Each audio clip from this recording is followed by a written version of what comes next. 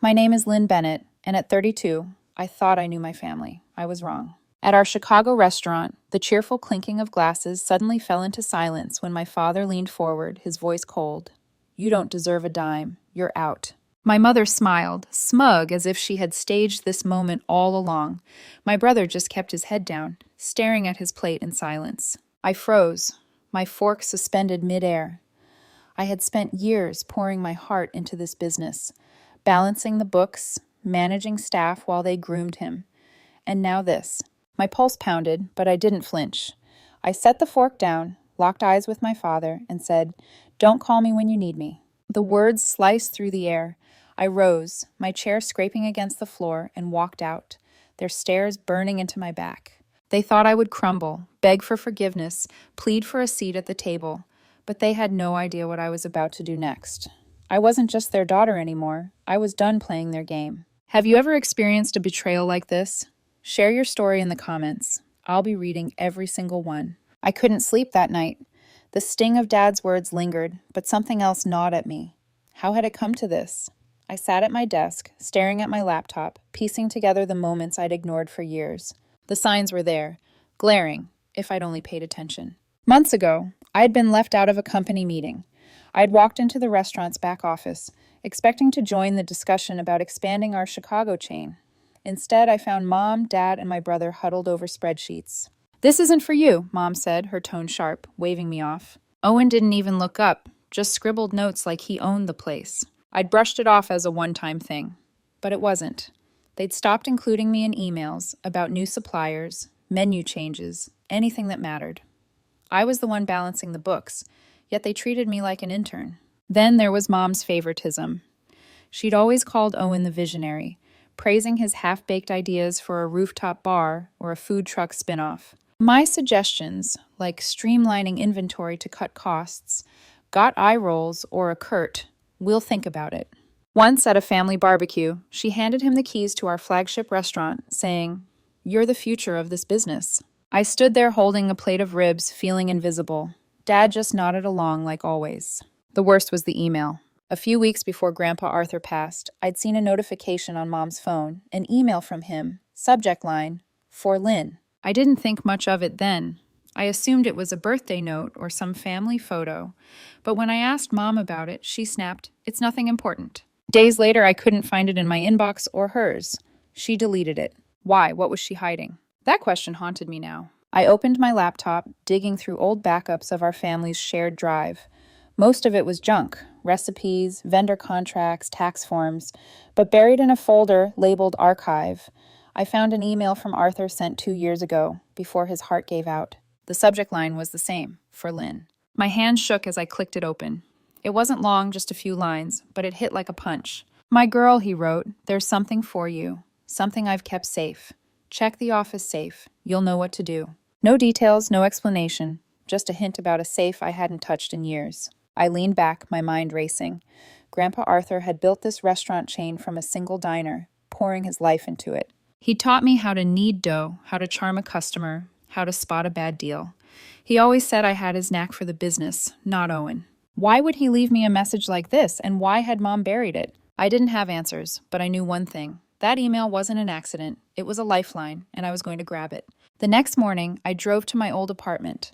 I hadn't been back to that place since he passed 2 years ago, but it was the only lead I had. The apartment, tucked above our flagship restaurant in Chicago, still smelled faintly of his cigar smoke. I pushed past boxes of old menus and framed photos, heading straight for the corner where his desk sat. Behind it was the safe, a heavy steel box built into the wall. I hadn't touched it since I was a kid, when he'd let me spin the dial for fun. My fingers hesitated over the combination. I tried his birthday. Nothing. Then mine. The lock clicked. My breath caught as I swung the door open. Inside was a manila envelope thick with papers and a USB drive labeled "For Lynn" in his shaky handwriting. I grabbed my laptop and plugged in the USB. A video loaded, and there was Grandpa Arthur sitting in his office chair, his voice steady despite his frail frame. "Lynn," he said, looking straight at the camera, "this family's turned their back on you, but I haven't. The restaurant chain, every location, every dime, it's yours. The contracts are in the envelope. They'll fight you, but you're stronger than they know." I opened the envelope, my hands trembling. The contract was there, notarized, dated a month before he died. It named me the sole heir to the Bennett restaurant empire, bypassing Mom, Dad, and Owen entirely. Arthur had seen this coming. Mom's favoritism, Dad's compliance, Owen's arrogance. He'd planned for it. I sat back, my mind spinning. Why had he kept this secret? And how had Mom known to hide his email? I needed answers, but first I needed to know if this was real. I pulled out my phone and scrolled through old contacts until I found Karen Thompson, Grandpa's friend and our family's lawyer. I hadn't spoken to her since the funeral, but Arthur trusted her, and that was enough. I dialed her number, my heart pounding. She picked up on the second ring. "Lynn, it's been a while." Her voice was warm but cautious. I didn't waste time. "I found something from Grandpa, a contract and a video. He left me the restaurants. Can you verify this?" There was a pause. Then she said, "Come to my office tomorrow. Bring everything." I spent the rest of the day reading the contract line by line.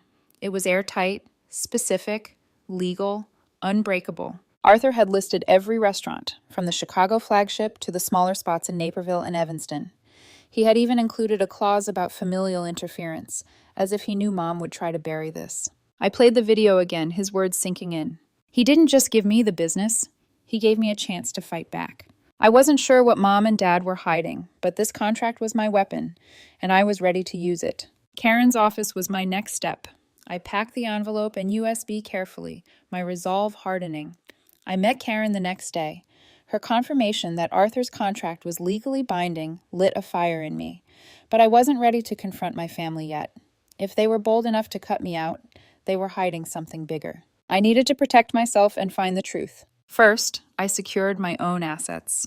Years of working for the family business had earned me a modest savings account, some stocks, and a small rental property in Evanston. I spent the morning at the bank transferring everything to a new account under my name alone. Edward had always insisted on joint accounts for family unity, but I wasn't taking chances.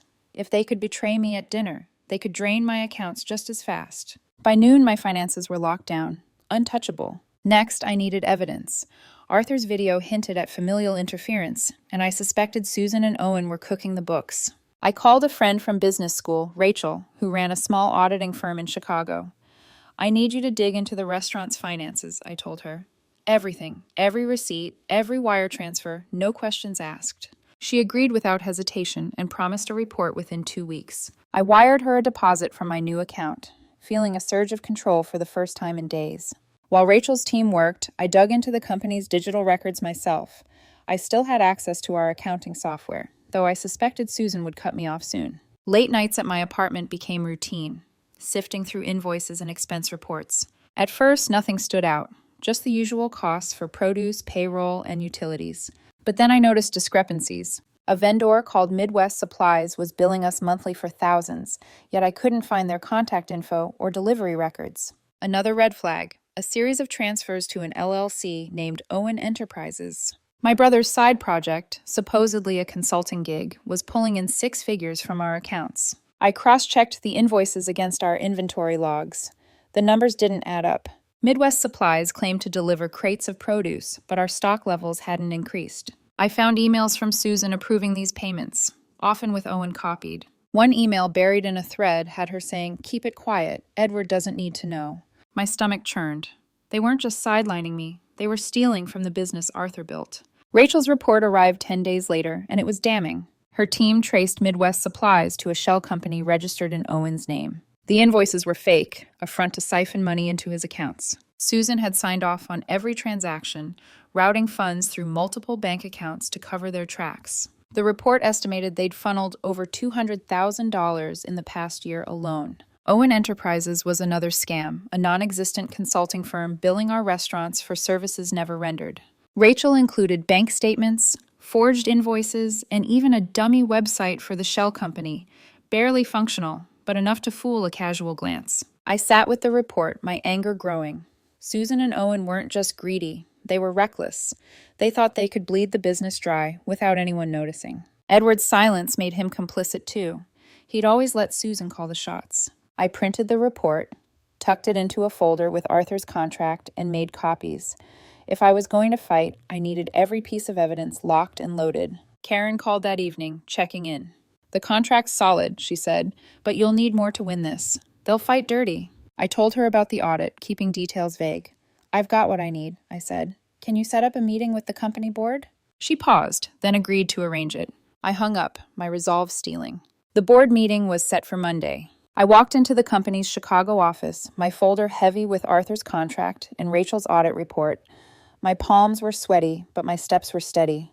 This wasn't just a meeting, it was war. The conference room was quiet when I entered. Susan sat at the head, her posture rigid, flipping through papers. Edward slouched beside her, avoiding my eyes. Owen leaned back, smirking, his tie loose like he was already running the show. Dennis Hayes, our longtime business partner, sat across from them, his face neutral. I'd met Dennis years ago when he invested in our expansion to Naperville. He was sharp, fair, and the only one in the room I didn't suspect of betrayal. Susan glanced up, her voice clipped. You're late. I wasn't, but I didn't argue. I set my folder on the table and took a seat. This won't take long, I said, my tone even. Their eyes narrowed, sensing something off. I opened the folder, pulling out Arthur's contract first. Before we discuss next quarter's plans, there's something you need to see. I slid the contract across the table. Grandpa Arthur left the restaurant chain to me, all of it. This is notarized, legal, and binding. Susan's face froze, her fingers tightening on her pen. Edward shifted, his jaw clenching. Owen laughed, short and sharp. You're joking, right? That's fake. I didn't flinch. It's real. Karen Thompson verified it. You can call her. Susan's eyes darted to Edward, then back to me. This is absurd, she snapped. Arthur would never do that. I wasn't done. I pulled out the audit report, its pages thick with highlighted transactions. There's more, I said, sliding it toward Dennis. Rachel's team audited our finances. Midwest Supplies, a shell company. Owen Enterprises, a scam. Over $200,000 siphoned from the business in a year, approved by Susan, funneled to Owen. I pointed to the evidence. Forged invoices, bank transfers, the dummy website. It's all here. The room went silent. Dennis leaned forward, scanning the report, his brow furrowing. Susan's voice rose, sharp and defensive. This is nonsense. Those are legitimate expenses. But her hands shook as she grabbed the papers. Owen's smirk vanished, replaced by a flush of panic. You're making this up, he stammered, looking at Susan for backup. Edward stayed quiet, his face pale like he'd been caught in a lie he didn't fully understand. Dennis spoke, his voice low. These numbers don't look right, Susan. Why wasn't I told about this vendor? Susan's eyes flashed with anger, but she forced a smile. It's a misunderstanding. We'll clear it up. I cut in, my voice firm. There's no misunderstanding. You approved every transaction. You and Owen thought you could hide it forever. Owen stood, his chair scraping. You're trying to ruin us, he shouted. I met his glare. You did that yourselves. Dennis held up a hand, his expression hardening. I want to see the full audit trail. If this is true, it's serious. Susan tried again, her voice softer now, almost pleading. Lynn, let's talk privately. No need to drag this out. I shook my head. We're past that. Arthur saw this coming, and he trusted me to fix it. I stood gathering my papers. Dennis, you'll get copies of everything. The board deserves to know the truth. Susan's face twisted, a mix of fury and fear. Edward finally spoke, his voice weak. Lynn, think about what you're doing. I looked at him, my father, and felt nothing but resolve. I have, I said, and I'm not stopping. I left the room, my heart racing, but my mind clear. The fight wasn't over, but I'd drawn first blood. The courtroom date came fast. I stood outside the Chicago courthouse, clutching my folder with Arthur's video, contract, and Rachel's audit report. Karen had prepared me for weeks, warning that Susan would fight hard. I was ready to end this. Inside, the courtroom was stark, the judge's bench looming over us. Susan sat with her lawyer, her face a mask of calm defiance. Edward looked drained, his tie crooked. Owen slouched, avoiding my gaze, his usual arrogance gone. Karen stood beside me, her presence steadying. Dennis was in the gallery, his expression unreadable but attentive. The judge, a stern woman with sharp eyes, called the session to order. Karen opened, presenting Arthur's contract. This document, notarized 2 years ago, names Lynn Bennett as sole heir to the Bennett restaurant chain, she said, handing it to the bailiff. Susan's lawyer objected, claiming the contract was outdated, but Karen was ready. We have a video from Arthur Bennett, recorded a month before his death, confirming his intent. I plugged the USB into the courtroom system, and Arthur's voice filled the room. Lynn, the restaurants are yours. They'll fight you, but you're stronger. He said it clearly, his frail figure commanding even on screen. Susan shifted, her composure cracking. Edward stared at the floor. Next, Karen introduced the audit report. This document shows over $200,000 siphoned from the company through fake invoices and a shell company, Owen Enterprises, approved by Susan Bennett. She laid out the evidence: forged documents, bank transfers, the dummy website. The judge leaned forward, her pen moving quickly. Susan's lawyer tried to interrupt, arguing the transactions were legitimate, but Karen countered with bank records showing the money landing in Owen's personal account. I took the stand, my voice steady. I worked for years to keep our restaurants running, but Susan and Owen cut me out while stealing from the business. Arthur knew they'd betray me. That's why he left me everything. Susan glared, whispering to her lawyer. Owen's face turned red, his hands clenched. Edward said nothing, his silence louder than any defense. Susan's lawyer called her to testify. She claimed the payments were for consulting services and that I'd misunderstood the finances, but her answers faltered under Karen's cross-examination. Why was Midwest Supplies unregistered? Karen asked. Why did the funds go to Owen's personal account? Susan stammered, her excuses unraveling. Owen was worse, mumbling about clerical errors when asked about his shell company. The judge's expression grew skeptical. After hours of testimony, the judge called a recess. When we returned, her ruling was swift. The contract is valid. Lynn Bennett is the legal heir to the Bennett restaurant chain. My heart leapt, but she wasn't done. The evidence of financial misconduct is compelling. I'm referring Susan and Owen Bennett to the district attorney for criminal investigation. Gasps rippled through the room. Susan's face went white. Her lawyer froze. Owen slumped, his hands covering his face. Edward looked like he'd aged a decade, his shoulders sagging. The judge turned to Edward. As for Edward Bennett, your inaction enabled this misconduct. You're suspended from any role in the company pending further review. He nodded faintly, no fight left in him. Dennis caught my eye from the gallery, giving a slight nod, as if he'd expected this all along. Karen squeezed my arm as we left the courtroom. You did it, she whispered. I nodded, but the victory felt heavy. I'd won back what was mine, but my family was broken. Still, Arthur's trust in me burned bright, and I wasn't done honoring it. A month after the trial, I was settling into my new role. The restaurants were mine, and I was determined to honor Arthur's legacy. Then my phone buzzed with a text from Susan. We need to talk, at red. I ignored it, but Edward called an hour later, leaving a voicemail. I played it, my jaw tightening at his hesitant tone. Lynn, it was just a misunderstanding. Let's put this behind us. A misunderstanding. I deleted the message, my resolve firm. Days later, they showed up at the flagship restaurant unannounced. I was in the office reviewing new menu proposals when Susan walked in, Edward trailing behind. She wore a forced smile, her voice sugary. Sweetheart, that dinner was a silly prank. We didn't mean it. Edward nodded, his eyes pleading. We're family, Lynn. Let's move on. I set my pen down, looking at them. The people who'd raised me now, standing like strangers, grasping at excuses to erase their betrayal. I stood, keeping my voice calm but cold. A prank? You cut me out, hid Arthur's wishes, and stole from his legacy. That's not a joke. Susan's smile faltered. We were protecting the business, she insisted. Owen needed a chance to shine. Edward added softly, we didn't think you'd take it this far. I laughed, sharp and bitter. You thought I'd stay quiet while you took everything? I'm done with your lies. Susan's face hardened. You're tearing this family apart. I stepped closer, unflinching. You did that, not me. Arthur trusted me to protect his work, and I will. Edward reached out, his voice soft. Please, we can fix this. I shook my head. Some things can't be fixed. Don't come back here. They left silent, their footsteps heavy. With them gone, I threw myself into the restaurants. I promoted loyal staff, streamlined operations, and launched a new marketing campaign. The Chicago flagship saw a 20% revenue spike within weeks, and the Naperville and Evanston locations followed. Dennis, still a partner, backed my decisions, his trust unwavering after the trial. I hired a new accounting team to ensure transparency, learning from Susan and Owen's mistakes. Customers noticed the changes.